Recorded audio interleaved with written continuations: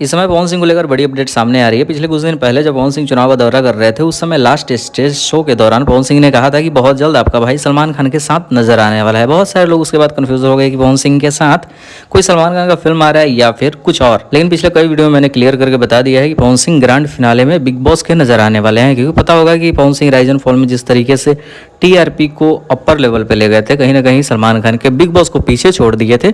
वही रीजन है कि पवन सिंह को ग्रैंड फिनाले में बुलाया जा रहा है। इसकी शूटिंग को लेकर कुछ बड़ी अपडेट सामने आ रही है।